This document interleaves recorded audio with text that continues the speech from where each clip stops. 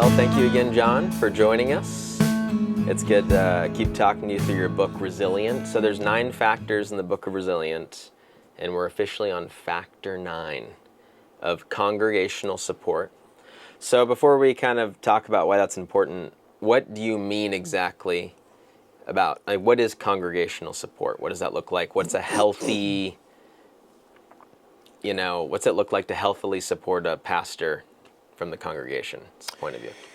Okay, well, first, I came up with 9 factors because that was the result of a survey I did with pastors all over the United States for my dissertation through Phoenix Seminary. And what I came up with was I discovered why they lasted as long as they did in ministry, 20 years or more in one church. And one of the factors of longevity that each and every pastor had was the support of his congregation. Okay. And so support, basically, they liked him. Okay. They liked each other. All right. It was a friendship that developed, a familial relationship that developed between the pastor and the people. And that got maintained over the years. And obviously there's in season and out of season. There's moments where you have struggles maybe with congregational members and situations that are very, very difficult. But overall, the pastor would have through the years support of the congregation. They cared about him. They understood his limitations, that he was mortal. They did not expect him to be Jesus in the pulpit, expect him to be at every event, expect him to be perfect, those kinds of things. Some people do, when they accept a new man coming in to be the pastor of a church, have unrealistic expectations. Okay. And expect too much of he, and many times too much of his wife. Yeah. And it drags them down, and it just saps the life out of them in time, and you're not going to last a long time that way. So having congregational support just means they value you, and they know your vulnerabilities. They know what you're good at, what you're maybe not as good at, and in that way they're easy on you. So that's part of the ingredients of a congregation that supports you. Yeah, and that makes perfect sense. So some of these questions sound almost silly asking them, but it's worth unpacking. So what about having congregational support, from your research or just your perspective, allows it for pastors to last longer? I mean, it might seem simple, but because it is, but still. What is it? Reframe that question. Yeah, like what about, so congregational support is important for longevity. Why? Mm-hmm. Okay, well, kind of for the reasons I've stated. It's if you're going to last long and well, you're just going to have the people, the family of the church, your brothers and sisters there, caring for your needs, and you've got, let's say, leadership in the church that is sensitive to your capacity for ministry. Perhaps your need for a sabbatical. When I was pastor of Northwest Bible Church, it was about 15 or 16 years into it when I got the first sabbatical. That's because I really didn't understand sabbaticals. Neither did my leadership. Because they didn't get sabbaticals, unless they're a professor at a school or something. So, the congregation appreciates who you are and who you're not, and they give you, they give you the time that you need. For instance, a supportive congregation will not have the unrealistic expectations of telling you. We talked about this a little while ago. of preaching every Sunday throughout the year. You know, they're not going to be talking behind your back that you have too many Sundays off. Obviously, you can abuse that, but most pastors preach plenty. Yeah. And a supportive congregation will understand that, hey, you know, you need breathers, you need getaway time, and that will affect your capacity to last long. What are some other unhealthy expectations you've seen over the years, or situations, stories that you've personally experienced or have seen people experience? Well, sometimes there are people in the congregation who have sway, who may feel like you ought to be doing this and you ought to be doing that, and your wife ought to be doing this and what have you. And it only takes one or two people in a congregation to drain the life out of you, especially if they come from a legalistic background, and their pastor, he burned out serving Jesus, and they expect you to as well, you know. So that's one of the things I've seen over the years, and also internal, where you yourself believe that you are God's gift to the congregation, and you have to be at everything. Yeah. If there's an event, you want to be there. You expect yourself to be there, you know, and your wife. You will not last long, I don't believe, if that's the way you're looking at yourself. Yeah. You know, that I'm the shepherd. You know, and that's kind of like, wow, there's nobody in the church who can do what you do. You got to be there. And that's how you're going to be used of God and bless the people. And you've got an unrealistic view of your own capacity, and it will not bode well over time. Yeah, that's probably my tendency, to lean more into feeling bad that I'm not doing more. A lot of pastors do have that. It's a faulty work ethic that they have developed, and that's why pastors need to allow others to speak into their life, like other pastors, other ministry leaders, to say, hey, when was the last time you took time off? Because some people, man, they were given, let's say, 3 weeks a year, let's say, and they take time off. And time off, and they take 2, you know, and or 1. I've seen it, and I'm going, man, that's not me, you know. Yeah. Man, I look forward to that time. Of course, having 4 kids, you know, you want to be able to get away and do things and have time off and be with your wife and all that. But boy, some pastors, they just don't look at it that way. Yeah. And I've noticed that to no fault to, you know, pastors, leaders, or I'm sure employers in most professions, most employers don't say, you need to be taking more time off. That's true. They're usually like expecting you to be there as much as you possibly can. Even if they're great people, they just kind of expect to see you all the time. Yeah. But I haven't, you know, heard that very often from people like, you need to take more time off. No, not in our culture. Not in our culture. No. It's kind of seen as like a badge of honor, you know, to be a really hard worker.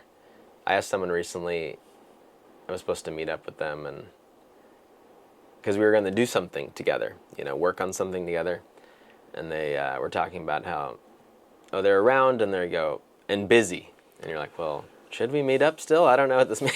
Wow. You know, because people kind of let you, it's kind of seen as a badge of honor. You know, it's like, I'm busy, I'm important. Well, in ministry, I have a lot to do. You can have it wrong. You can have your priorities wrong. You know, I am serving God, and I am giving it all. You know, Jesus said to give our all to Him. I take up my cross, follow Jesus, and you know, I hope I die in the pulpit, you know, and okay, but He also gave you a wife and children. Yeah. And He wants you to self-nurture so you can last long and well. Have you thought of that? You know, so. No, and these are good points to think about. So you mentioned this idea in the book of that it's a good idea for pastors to take the pulse on their congregation, like take a pulse on their congregation. So what do you mean by that? Yeah, I read about that. Take a pulse. It is getting down on ground level, because here's the thing. We work hard at preaching and teaching. It may be not just the pulpit, but maybe we're teaching Sunday school, or maybe not. But maybe we're teaching a midweek. Maybe we're teaching other times, and we're not spending time with the people, and so it's good for ministers to plan at various times to go ahead and attend small groups. Attend a small group here, small group there. Stretch it out over time. You don't want to overdo it. Yeah. And get your leadership to do the same thing. If you got other pastors on staff, that they're getting, I say, down there. It's, with the level of the average congregant who is involved in different things during the week, that you find yourself there, and getting a feel for the pulse of how they're doing there, how they're being discipled, how they're being ministered to, how they're using their gifts, all of that, because you're valuing them when you do that. It can be intimidating, so you got to tell the small group, "Hey, I'm going to be there in a couple of weeks. Your small group, but but listen, I'm just coming to enjoy. I'm not coming to teach. Yeah. Just to enjoy you guys and hang out with you guys, okay? And maybe that, it tempers the nerves. It's because funny. it can be. Oh, pastor's here. I know. And I'm teaching. I'm in trouble. Yes. So there is that. But if you developed a habit of doing it, then your church knows that that's the rhythm. Yeah. Your rhythm of ministry. And I think it's so good because it helps your preaching. I remember one pastor, if I had his name down, I forget it, but he was famous. I wouldn't use his name if I knew it. But he was an incredible preacher, okay? And the people would flock to the church. And he once said, I wish there was a tunnel from the pulpit to my library where I didn't have to just mingle with the people. It's exhausting. Wow. Okay. And I'm going, wow. That's a comment. Wow. Because you've got to know where your people are, where they're itching, and need to be scratched in terms of how are they feeling about this or that? What are their views on this? What are they going through? And when you know these things, your preaching is going to be more powerful, because you're going to have the sections of Scripture and the illustrations that will relate to them. So anyway, that's kind of what I mean by the pulse. Yeah, it's funny you brought that up about letting people know why you're meeting with them. I just met with someone yesterday, someone who I talk to a lot, like in the church context, but I was like, hey, let's just get some coffee and, hang out or whatever.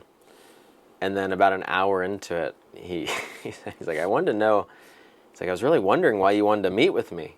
Wow. He was kind of worried about it. I was like, oh man, I'm sorry. It was simply just to spend time with you because we haven't done this yet. It's something that I forget. It was a reminder for me to let people know I just want to spend time with you. And even that, you have a label. You're the pastor. Yeah. And most people, for good or ill, they look at the clergy as a cut above. Yeah. As holier than them, so to speak, without telling you that. And so it can be intimidating because you got the title and you're thinking, well, I'm just a regular guy. No, you're not. I know. You're Pastor Gary. Yes. I know, I didn't think anything of it. And sometimes I do let people know, but I just forgot. But it was just a good reminder of I need to tell people, it's just a casual get together, checking in. Checking in just to see how things are going. Yeah. Anyway, it's just funny. So you also talk about the importance of prayer support. You mentioned the Apostle Paul. I think it's in the book of Ephesians. He's asking for their prayers. So how would you, I completely agree. I don't think any pastor or leader would say that they don't want the prayers of the people they're serving. But how do you think a pastor should go about getting that prayer support that he needs? Yeah, well, you mentioned Ephesians 6, after the armor pieces are mentioned, then Paul goes into prayer, and really prayer is one of the armor pieces. Most people don't think of it that way, but obviously a Roman soldier didn't have a prayer piece of armor, but God's people do. And in that, he says, hey, I appreciate prayer for me, because, wow, I've got some challenging things going on in my life. Yeah. And this and that, and I would really appreciate your prayers. And I think, okay, there you go. There are times where we need to let the people know that, hey, I have a need, and I'm asking God personally to come and meet me there and help me get through this, help me understand how to deal with this. And when you do that to a congregation, you're telling them, and you're the pastor. You're the guy who's, walks with God all the time. Who knows everything. Knows everything. And here you're vulnerable. And you're saying, I need intercession. I would love if you guys, as you think about it, could come before God on my behalf and pray for these situations. Yeah. And that's beautiful, because what you're doing there is you're saying to the average congregant, hey, wow, he needs prayer. I need prayer. Yeah. If he needs prayer and needs people to pray for him, I need people to pray for me, that I'm going through this. Yeah. Wow. And it kind of humbles people and causes them to recognize that it's okay for me to go, you know what, I'm afraid I'm going to lose my job. I'm meeting with the boss on Tuesday. Please, just pray for me. I'll know how to handle whatever's going to happen. Yeah. And you might not do that if you didn't have a pastor who recognized before the congregation that he had needs as well. Yeah. Such an important thought of I just think for my own life, it's like, man, I desperately need to pray for myself. Yeah. Which I don't probably do as much as I should, but man, how much more amazing would it be if other people were praying for me? I feel like most people would say we're not praying enough. Just like, I think most people would say that. There's few people who pray often, but it seems like most people I meet, including myself, I'm like, I always should be praying more than I am. I would say that if we took a survey and people were honest, I mean of pastors and ministry leaders, hey, tell us about your prayer life, that we'd hear a large percentage of them saying, oh man, I'm all over the map. When things get rough, yeah, I pray more. But when things seem to be going easy, I forget to pray all the time. Yeah. Maybe I don't need God, like feeling that, hey, I'm doing fine, we'd hear it a lot. I know, and in a sad way. This sounds sad, and this isn't meant to be a judgmental statement, but I almost feel like in our culture, if a pastor took a few days to pray, a month or something, or whatever, a few mornings or whatever you want to classify it as, a month, I think some people wouldn't even respect it. I know that sounds bad, but it's just, I don't see it a lot. You're going to pray, aren't you taking time off? I know. I try to do it once a month. I try to take like a morning. And I'm going to be honest, I even feel a little guilty doing it almost. And I know that sounds crazy, but I try to take at least a morning praying and reading God's word and just meeting with him. Like a whole morning or like into the afternoon. Good for you, man. But I feel like almost guilty doing it. Because not normal. It's not normal. And yet, it was normal for Jesus, the Son of the living God. And particularly in the book of Luke, but throughout the Gospels, but particularly in Luke, there are several instances where it says that Jesus got alone to pray, went up to the mountain and prayed. And a number of those, it shows you that, wait a minute, he needed time to get away with God. Yeah. And he did it, his Father in heaven, and he did it consistently. Well, if Jesus did it, then we should be allowed to do it. And we say we're followers of the rabbi, Amen. the Rabbi Jesus. Oh yeah, I'm going to follow him, but not in this area of prayer. No. Yes, unapologetically. Yeah. So in this one, we're talking about congregational support, and so we want people to be praying for us. And I love the idea of just asking people to pray for us. I feel like that's, like you said, it's very humbling. It humbles us before people too. Like you said, keeping us human. I really like that idea. I might ask some of the groups that I serve in my church to do that because it's a good idea. Good idea, and God answers prayer. Amen. You know, so so the things you're going through or situations, Yes. God will move into that in a way that He might not have if no one had prayed for you. I love that. Yeah, that's something I'm going to try to do. So, in this one here, you mentioned in here, a pastor can garner support in his congregation through regularly expressing gratitude to the people he's serving. So how would you do that, and how does that help you gain more support? Okay. In a special way, not in a malicious, weird way. No. Yeah. And this is something I wish I'd done more in my ministry at Northwest Bible Church, and something I hope I'm doing more now in the new ministry that I'm involved in. But it's just giving honor to whom honor is due. It's being cognizant, recognizing those that are serving Jesus and doing different things for in ministry, doing good deeds, serving the Lord honorably. For us as pastors, and again, we've got a title. What we say means stuff. It means something, people. Yeah. More than we know. And just to go and say, attaboy, attagirl, hey, that was great. You do that very well. That's a gift you have, you know. Thank you for taking that time. Remember, there's a couple who was going to fill out all the communion cups for Sunday.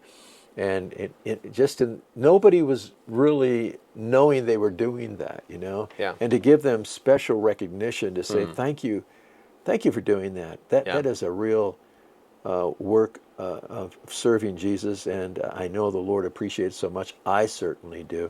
But even from the congregation, from the pulpit, saying, well, so and so's the group is going out and doing this, and boy, we want to pray for them. They're doing a great job. I want to mention that this person set this all up. Everything you see here today is because of so-and-so and so-and-so putting their team together to make this place look great.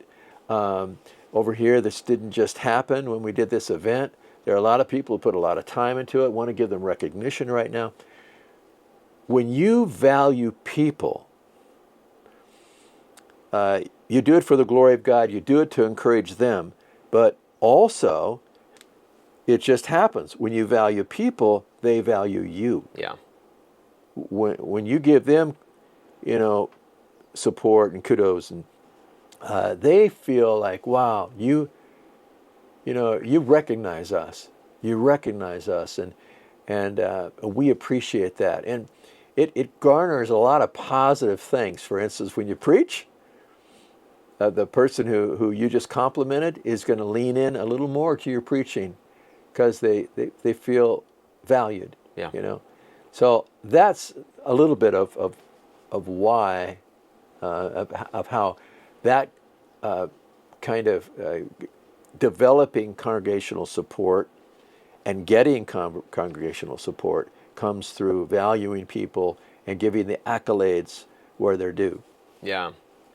Yeah, I can think of so many things that are coming to my mind as you're talking. I've heard a pastor say, it's very unlikely that someone over expresses their gratitude. And it's very likely that people will say, you're thanking me too much, you know, or you're too grateful for me. That doesn't happen very often. I feel like you can always thank someone. You just mentioned that. Someone years ago who you're like, I've thanked them, I'm sure, but I want to thank them years later just because people, we know it's the right thing to do, but people feel blessed by it. You thank them individually, that's great, and you should. But when you thank them in front of others, that's a big deal. It does something within our spirit that, wow, that was a compliment that others see what I've done too. Now, it's not necessarily a pride thing. It can create pride in a person. Yes. But no, it just creates, wow, you know, again, I'm valued, I'm heard, and other people know what I'm doing, and it just makes me feel good. Mm-hmm. Yeah, actually, in Head, Heart, Hands, we filmed a episode with Angie Donaldson, Dave's daughter. Yeah. And she has a whole research thing on the building blocks of trust. And there's 3 main pillars to trust building, but she said expressing gratitude regularly is like one of those key things. Like reciprocally expressing gratitude to one another, like builds trust in a relationship, and it's a big deal. I've seen how important it is, in marriages, when our wife, for instance, does something for us, that we don't just take it for granted, but express appreciation. Some people need this more than others. Some people, it really, really deeply encourages them because of maybe where they come from in life, where they were not recognized growing up in their home with whatever was going on. So we just need to be that kind of person that is actually looking for ways to lift people up. And an insecure pastor will have trouble doing that because it's this psychological dynamic that it's problematic with some insecure pastors, that if I lift that person up, then they're higher than I am. Yeah. They're more important than I am. Or some weird thing like that. No, it's a thing. And an insecure pastor will have trouble properly complimenting other people. Like, hey, that was amazing. To say in front of other people, hey, when Gary preached last week, wasn't that great? Wasn't that great? Yeah. Rather than not saying it because, well, we don't want. I'm pastor of this church, and Gary gave a great sermon, and maybe his sermon's better than my sermon. But when you get into that, you're messed up. Yeah, I've seen it. Sadly, it happens. Yeah. And there's times I've felt that way, just being stupid, But deep down, I know that I'm happy for them. It's just sometimes your envy creeps up. Yep. No, John, these are really good thoughts. And I want to take the moment to express my gratitude for you. Because this is factor 9. This is the last one of these key factors to talk about resilience. And so, no, I really do want to thank you for taking the time to sit down. This has taken a lot of time and effort, and I've been blessed by this book. And so every time I'm brushing up on the factors, I'm like, this is so good, this is so good, this is so good. So the hope for something like this isn't to build up John and I and make us famous. It's actually to bless other people. Exactly. And so thank you for writing this book. Thank you for taking the time. And John's also a personal mentor of mine, so I'm just grateful for him as a human being. Bless your heart, Jerry. And for who he is. So thanks, John. Thank you for developing the podcast, Head, Heart, Hands. Yeah. And I hope that many, many, many people, will lock into it, find it, and find it helpful for life and ministry. Yeah. Well, thanks, John. And thanks for listening. And we'll catch you next time. Take care.